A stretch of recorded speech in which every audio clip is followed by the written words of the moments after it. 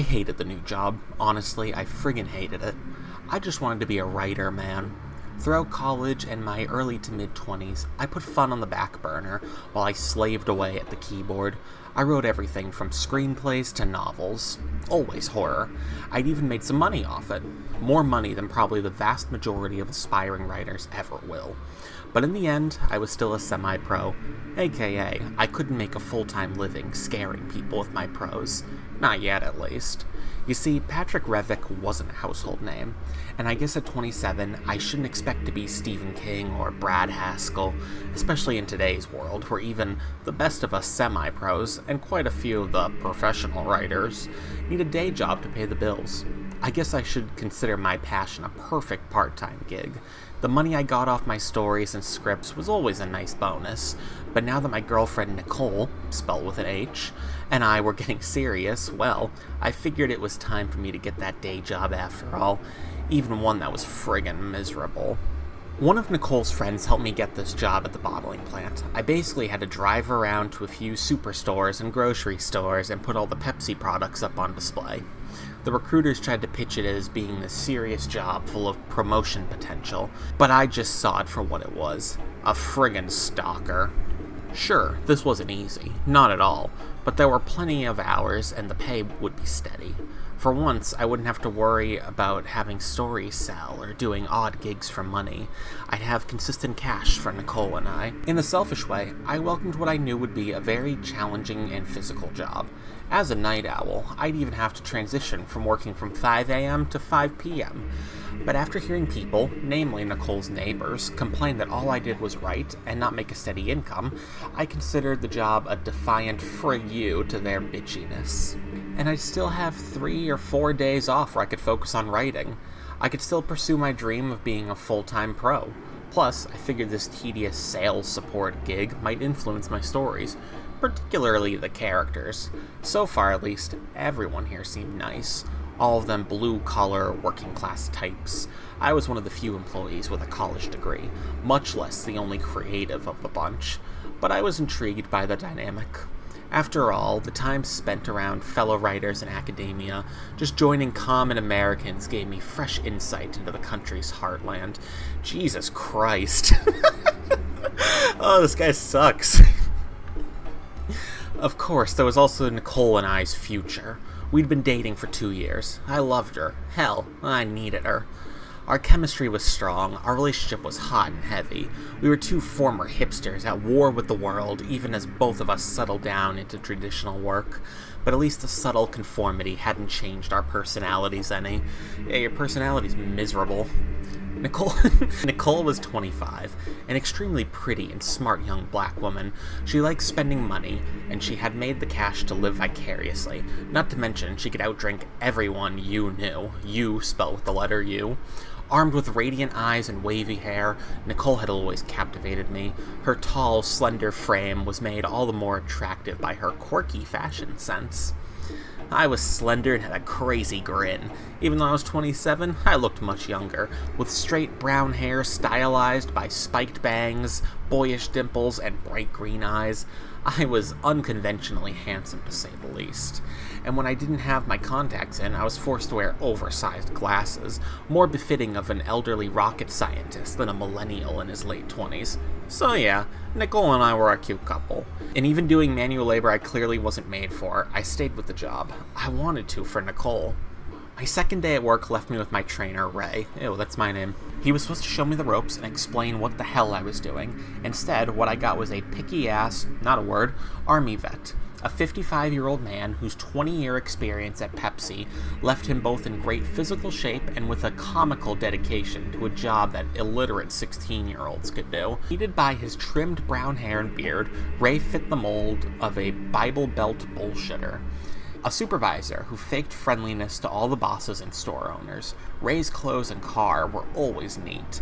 His blue eyes laser-focused, his voice loud, booming, and full of southern charm. I could tell the army pride never left him, and neither did his delusional demands for excellence. Like a meticulous surgeon, Ray made sure all those Pepsi products were precise and pristine. only this wasn't brain surgery, or any job that required a rigorous focus. This was stocking shelves. I actually didn't mind Ray during the breaks, but goddamn, he was a nightmare on the job. More tyrant than trainer. He worked me like a friggin' dog. After just one day, my legs were sore and my body dehydrated from all the heavy lifting.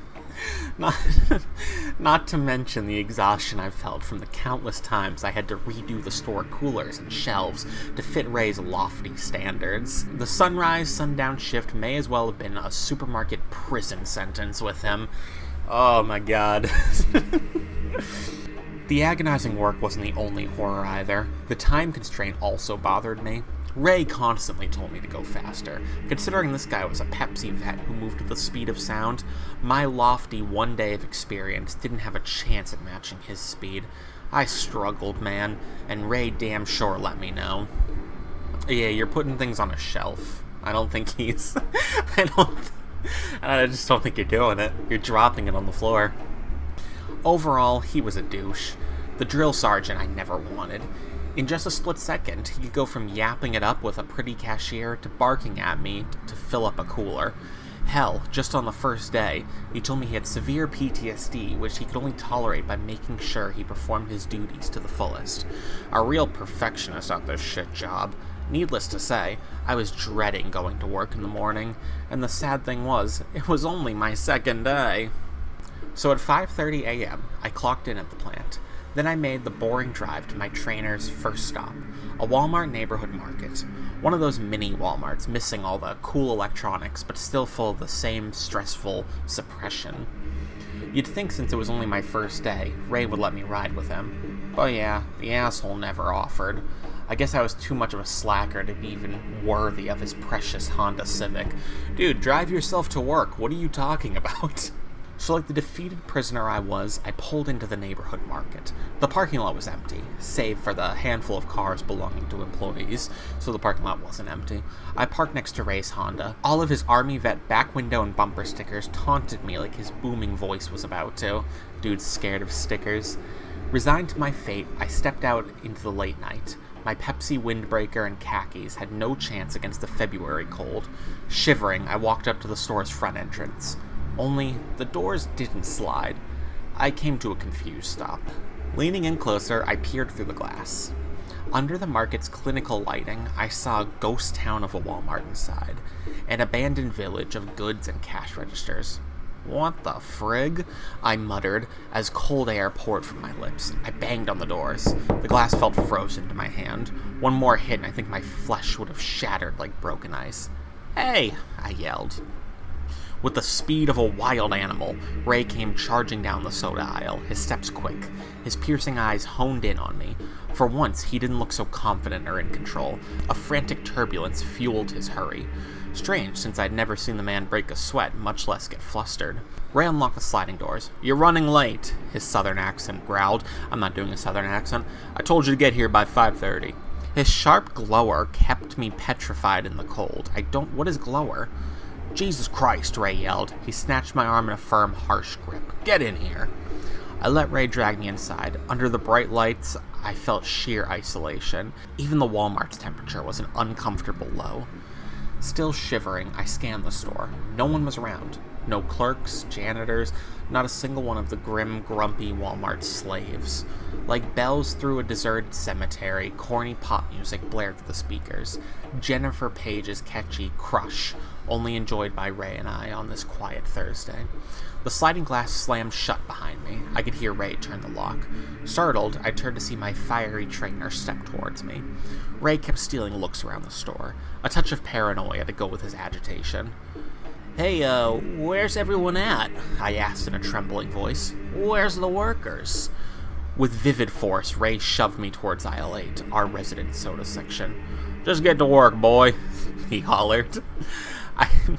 I faced his intense baby blues. Do you want me to help?" "Just go check the goddamn shelves." Ray marched towards the employee-only room in the back, his footsteps loud and furious. "Write down what we need. I'll go looking back." Uneasy, I began to make the journey to aisle 8. I had the walk of a prisoner approaching the gallows, the walk of a depressed employee. I grabbed the name tag sticker off a counter. "And remember to hurry it up this time," I heard Ray bark at me. Cringing, I trudged up to the fateful aisle 8. The valley of the shadow of sodas glared down upon me. Interesting sentence. There were so many goddamn 2-liters, 6-packs, 12-packs, off-brand drinks, and God forbid those friggin' 24-pack suitcases. Dude's never seen a soda aisle.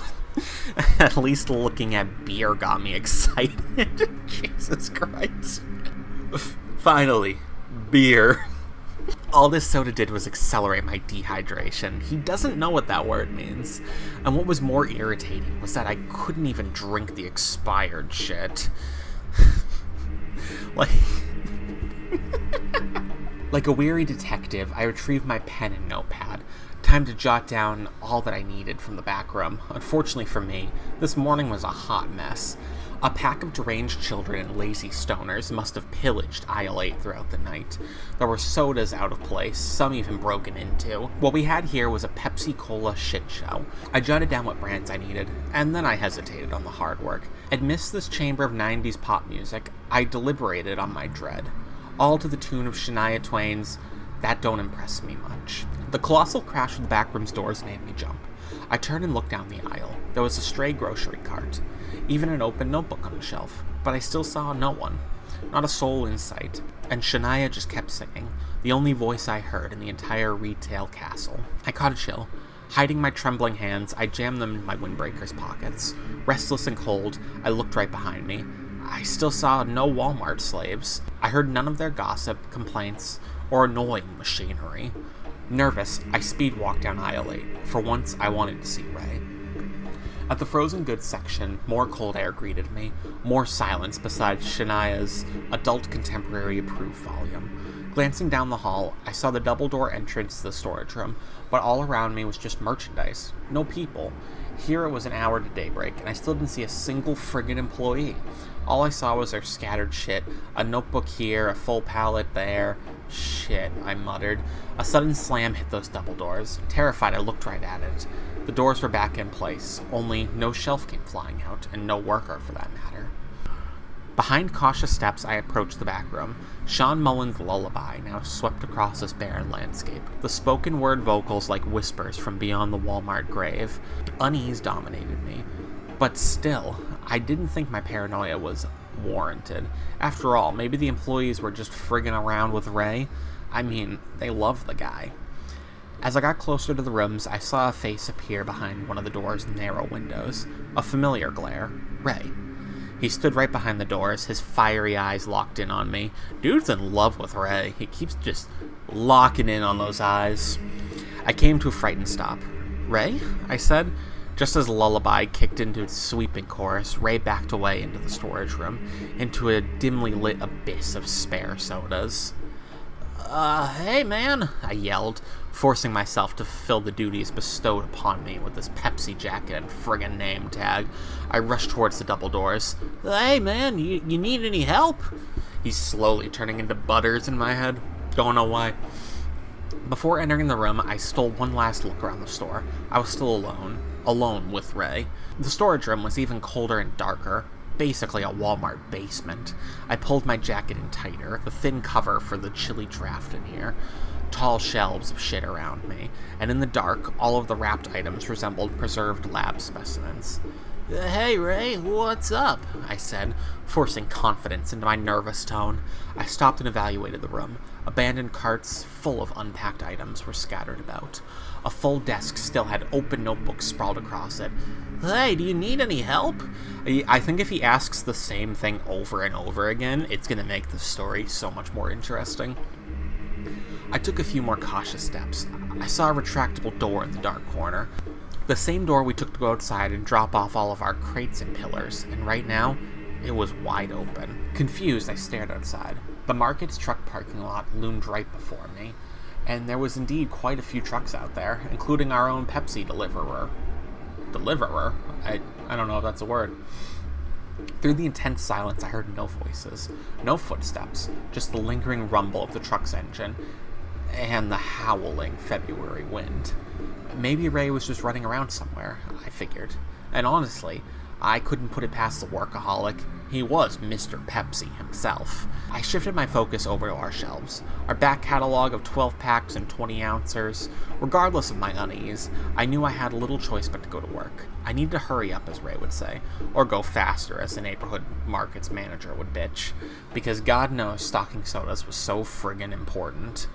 I am under the impression this is his first time at this Walmart, because it's his second day. I don't know. I've kind of lost the story. Nothing has happened. Back in slave mode, I stepped up to our Pepsi section. Most of the 12 packs looked damaged, but not damaged enough. Apparently, Ray had already taped up the tears. In addition to being an expert stalker, Ray was also a soda doctor, judging by how well he refurbished these goddamn boxes. Straining, I began stacking the 12 packs on a wobbly cart. Straining? Why? I was like a lumberjack stacking chopped wood, only this chore paid less. Much less. Oh yeah, what did he say? He has 4 days off? So, what is 7 minus 4? Oh my god, is that 2? No. 3? Maybe. Yeah, 3. He works 3 days a week. You're not making money. God, I'm so bad at math. The boxes all felt heavier than usual. I figured this job must have really weakened me at this point, or should I say, broken me. In such silence, I kept hearing the cart squeal beneath the thunderous thud of each box. I just hoped the damn thing wouldn't break. At least, with no one here, I wouldn't feel embarrassed pushing this overstacked pile of shit around. Fueled by intense labor, I felt sweat sticking to my jacket. Crouching down, I wrapped my arms around a behemoth 24-pack of Pepsi. I tried to lift it, but the 24-pack was winning. I let out an exasperated groan. Using all my meager might, I finally raised the suitcase. And then a huge crash echoed towards me, a cardboard avalanche. Frightened, I dropped the 24-pack. Even though I heard it burst on the floor, my gaze stayed on the open doorway.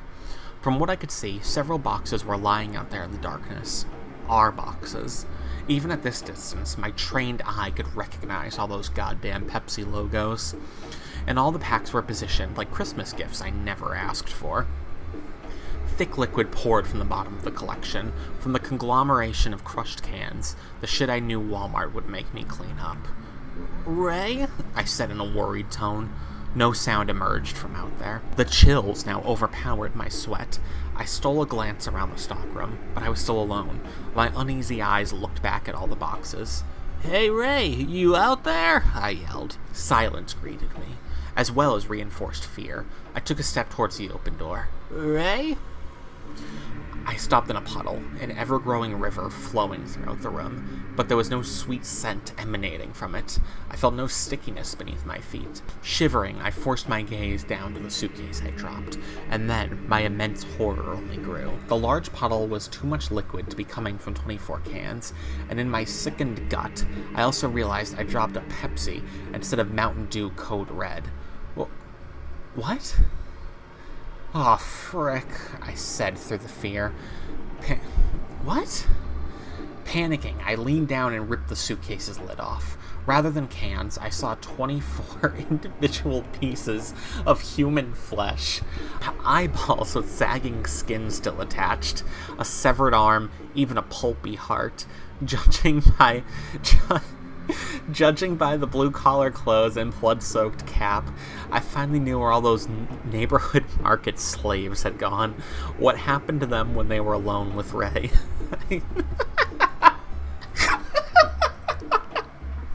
Oh my god. Alright, it explains why he was so weak. I looked over at my crammed cart, and now there were bloodstains seeping through all the cardboard. All the logos now glowed with a vivid red. Going off equal parts adrenaline and stupidity, I ripped open one of the 12 packs. 12 mutilated limbs of gooey organs stared back at me. Queasiness joined my terror. Only the biting cold kept me from puking. I couldn't imagine how foul the stench of slaughter must have been in the summer.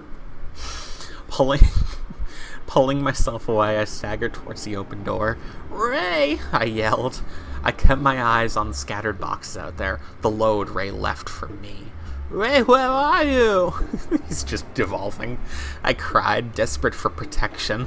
I pulled a box cutter from my pocket, the one Ray had convinced me to buy just yesterday, the only weapon I had. Feeling more hunted than hunter, I approached those boxes. "God damn it, Ray!" I slid the cutter's pathetic blade up. Where are you? Closer and closer to the collection I got. Huge tears cover the boxes, providing easy glimpses into their contents. Hooray! I yelled again. Outside, I felt a heavy wind cut into me. Only 2 of the truck parking lot's lights were on. Beyond the trucks and pillars, I saw a forest polluted beyond belief. Stray Walmart boxes and garbage made up its filthy ecosystem.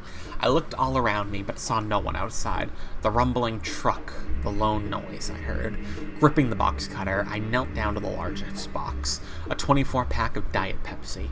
My paranoid gaze kept searching the parking lot. Ray! I yelled out. Again, I got no response, no answers on this cold, dark night. Finally, I forced my focus back toward the Diet Pepsi. Just one quick look was all I needed. The present inside was Ray's decapitated head. His blue eyes looked on at me, crying for help just like his agape mouth surely was. In a color befitting a more gruesome code red, blood oozed from his hacked neck, his beard now populated by crimson specks.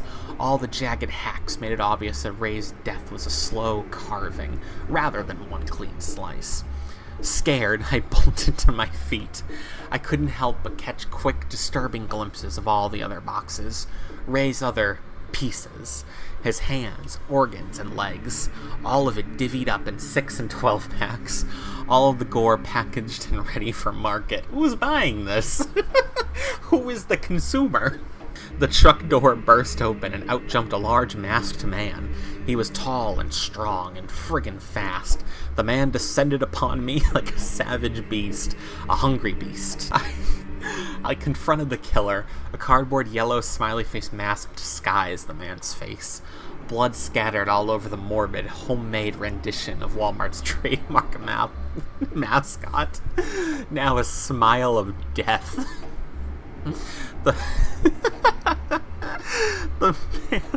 The man wore tight gloves, his oversized Walmart uniform draped over him like a cultist's robes. The store's yellow star icon now doused in fresh crimson. Trembling, I held out my box cutter, the blade so far out of reach of the murderer. "Get away from me, mother frigger!" I screamed, my attempt at toughness about as pathetic as my weapon of choice. In one cold swat, the killer knocked my blade away. Helpless, I watched it fly off towards the trucks, off into the parking lot's dark depths. The man's gloved hand extended right towards me. I got a front row view of his own box cutter, the blade longer than a Shakespearean dagger. And sharper than one judging by the lumpy flesh glued to it. I could tell the man had customized this weapon, homemade like his mask, and just like those graveyard of boxes inside. Like the world's most demented supervisor, the Walmart killer waved the cutter in front of my face, somewhere between a taunt and sadistic scalding. Horrified, I staggered back. My sloppy, scared footsteps struggled to reach the back room. I slipped and fell down on one knee. The killer charged after me. I saw a faint light glimmer off that long blade, and the mask's smile only seemed to grow wider. The man swung his weapon. I rolled away, just missing the fatal blow. Stumbling to my feet, I confronted the killer. Our eye contact lingered in the February night, and then they started kissing. Breathing cold air, I took one last look around the parking lot, around this shitty neighborhood market. No one was coming for help. I knew that much. The masked man lunged towards me. I bolted off for the woods, my only chance at escape. My only chance for survival. Of course, the man kept pace. The world's craziest supervisor was also the fastest. The wind blew back against his Walmart uni, making it flow like a vampire's cape. What is a Walmart uni? I don't work at Walmart, I don't know. I haven't done this. Focused through the fear, I kept going. I had to. Regardless of what Ray thought, I was going pretty goddamn fast. Running amongst the myriad of forgotten trash and Walmart bags, I ripped my name tag off. Frick this frightening night and terrifying job. That shit wasn't worth $10 an hour. And that's it. Wow, yeah.